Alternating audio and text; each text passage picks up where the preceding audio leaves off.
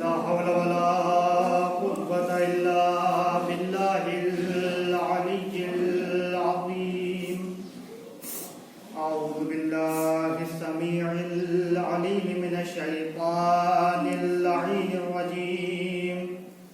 حسبنا الله ونعم الوكيل، نعم المولى ونعم النصير. الحمد لله الذي لا يبلغ مدحته القائلون ولا يحصي نعماءه العادون ولا يعدي حقه المجتهدون. الذي لا يدركه بعد الحمم ولا يناله غوث الفتن. الذي ليس لصفته حد محدود ولا نعت موجود ولا وقت معدود ولا أجل ممدود. فطر الخلائق بقدرته ونشر الرياح برحمته وبتد بالصقور ميدان أرضه.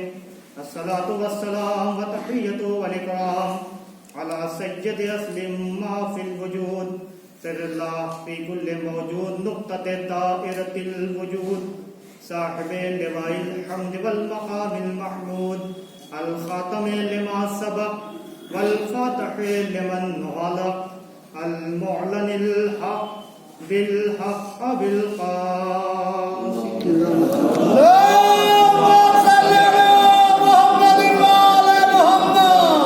وعلى أهل بيته الطيبين الطاهرين المعصومين المظلومين المنتجبين المنتخبين. وجعلنا من المتمسكين بولاية النبيين وجنة للموحدين والنار للملحدين. أما بعد فقد قال الله تبارك وتعالى في قرآنه الكريم وهو أصدق الصادقين وقوله الحق. بسم الله الرحمن الرحيم. والتين والزيتون وطور سينين وهذا البلد الأمين. لقد خلقنا الإنسان في أحسن تقويم ثم رددناه أسفل سافلين إلا الذين آمنوا وعملوا الصالحات فلهم أجر غير ممنون. صلوات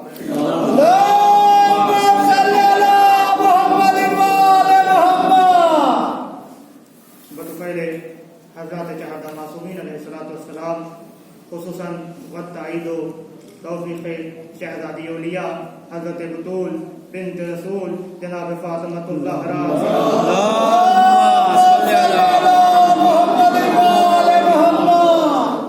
حاضر اگرام قدر عزیزان محترم، ماتمداران سرکار سید الشہداء علیہ السلام، بہت ہی مشہور و معروف سورہ قرآن مجید کا سورہ والتین کے تلاوت کا شرف حاصل کیا ہے، اور اس سورے کی کثرت کے ساتھ نماز میں تلاوت بھی کی جاتی ہے۔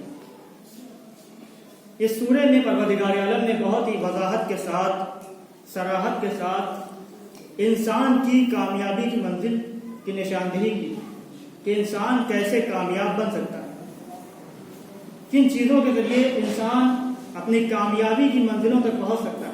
ارشاد رب العزت ہو رہا ہے والتین والزیتون، کہ قسم ہے درخت انجیر کی اور قسم ہے درخت زیتون کی، وطور سنین وہذا البلد الامین، قسم ہے کوہ طور کی اور اس امانت والے شہر مکہ کی۔ یہ چار قسمیں کھانے کے بعد پروردگار عالم کیا ارشاد فرما رہا ہے کہ لقد خلقنا الانسان فی احسن تقویم، کہ ہم نے انسان کو بہترین کیمیاوی اجزاء سے خلق فرمایا ہے۔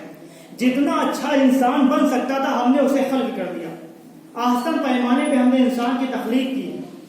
عزیزان محترم، لہذا اب ہمیں اور آپ کو چاہیے کہ اپنے وجود کو دیکھ کر فخر کریں کہ پروردگار عالم نے ہمیں احسن تقویم خلق کیا ہے۔ اس لیے اور عزیزان محترم، اگر آپ غور کریں قرآن مجید کا جائزہ لیں تو انسان ہی ایک ایسی شے ہے، انسان ہی ایک ایسی چیز ہے جس کی تخلیق کے بعد پروردگار عالم نے اپنے اوپر فخر کیا ہے، ورنہ زمین کا فرش بچھایا فخر نہیں کیا، آسمان کا شامیانہ لگایا فخر نہیں کیا، چاند و سورج کی تخلیق کی فخر نہیں کیا، ستاروں کو خلق کیا فخر نہیں کیا، لیکن انسان کی تخلیق کے بعد پروردگار عالم نے خود کہا کہ ہم سب سے بہتر خلق کرنے والے ہیں۔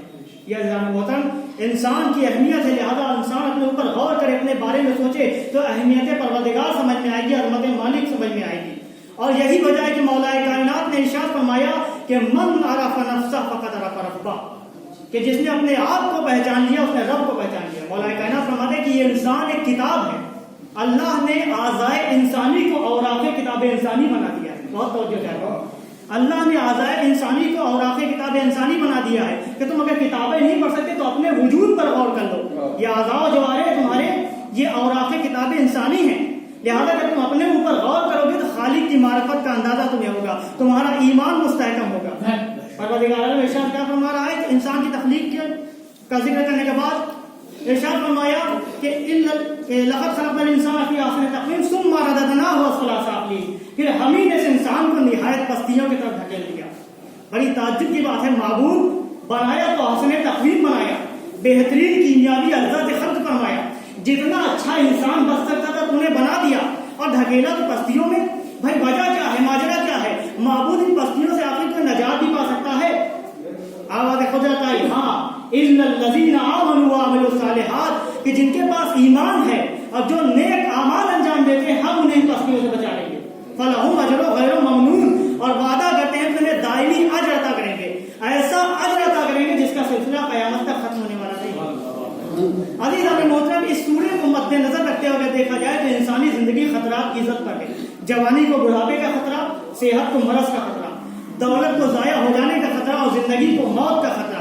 اتنے خطرات میں یہ گھری ہوئی انسانی زندگی نہ مکمل رد کرنے کے قابل ہے اور نہ مکمل قبول کرنے کے قابل.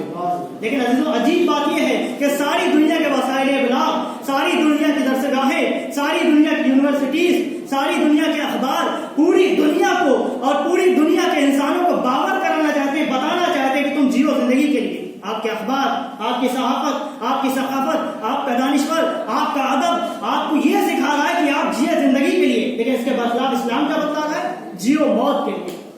توجہ چاہتا ہوں, ایک تو دنیا ہے جو کہہ رہی ہے جیو زندگی کے لیے, اور اسلام کیا کہہ رہا ہے جیو موت کے لیے. اب ان دونوں میں فرق کیا ہے ذرا محترم جملہ آپ کے حوالے کرتا ہوں. دنیا کہہ رہی ہے جیو زندگی کے لیے اور اسلام کہہ رہا ہے جیو موت کے لیے. اب ان دونوں میں فرق یہ ہے کہ اگر انسان دنیا کے لیے جیے گا تو نتیجہ موت ہے, اور اگر موت کے لیے جیے گا تو نتیجہ آخرت کی زندگی کا ہے.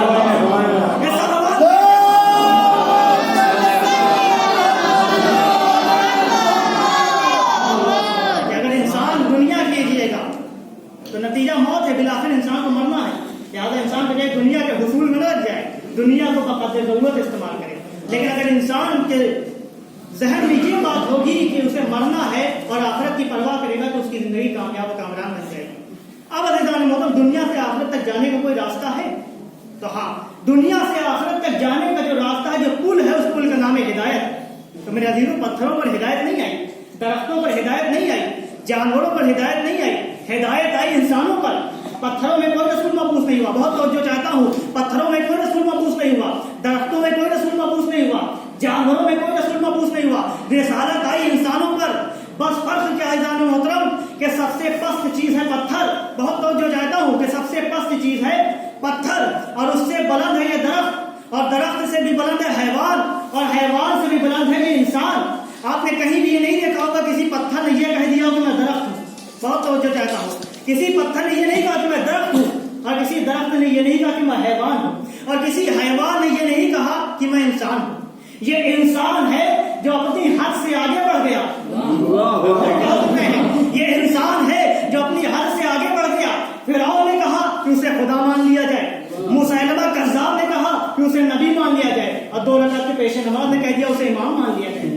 تو میرے عزیزوں, پتھروں میں عقل نہیں تھی, وہاں ہدایت نہیں آئی. جانوروں میں عقل نہیں تھی, وہاں ہدایت نہیں. جملہ آپ کے حوالے ہے, آخری آدمی تک پوری توجہ. پتھروں میں عقل نہیں تھی, وہاں ہدایت نہیں آئی. درختوں میں عقل نہیں تھی, وہاں ہدایت نہیں آئی. جانوروں میں عقل نہیں تھی, وہاں ہدایت نہیں آئی. جہاں پر عقل تھی وہاں ہدایت آئی. تو عزیزوں, ہدایت نام ہے عقل کے بھڑکے ہوئے گھوڑوں کو لگام دینے کا. سلامات بھیجے محمد والے.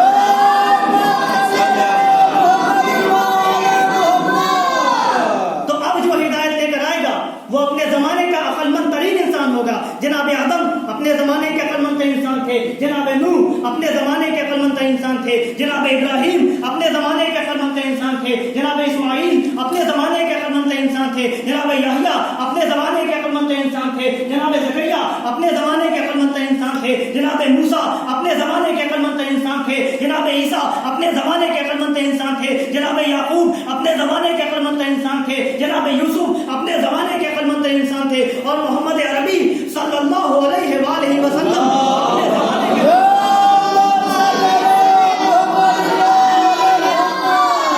تو قرآن نے پڑھ کر آواز دی، بسم اللہ الرحمن الرحیم، فَإِمَّا يَأْتِيَنَّكُم مِّنِّي هُدًى فَمَن تَبِعَ هُدَايَ فَلَا خَوْفٌ عَلَيْهِمْ وَلَا هُمْ يَحْزَنُونَ۔ اللہ کہہ رہا ہے، اے آدم کے بیٹو سنو، میری جانب سے تمہاری جانب مسلسل ہدایتیں آتی رہیں گی۔ تو میرے عزیزوں، ہادی سمجھ لیجئے، ہدایت کے معنی خود بخود سمجھ میں آ جائے گا۔ ذرا میرے ذہن کے ساتھ جڑ جائیے کہ میں آپ کو کس منزل پر لے جانا چاہتا ہوں۔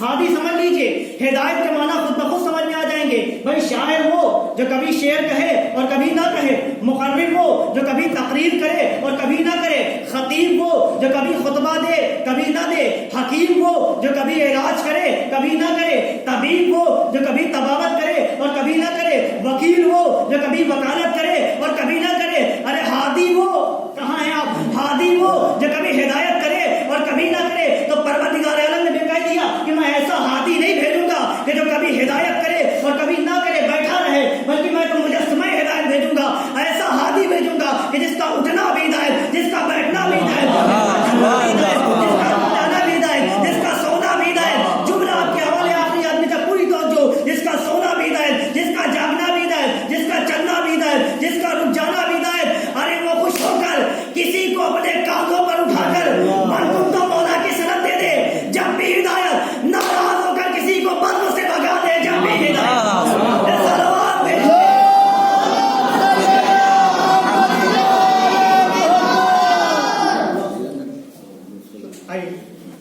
صلوات ہے محمد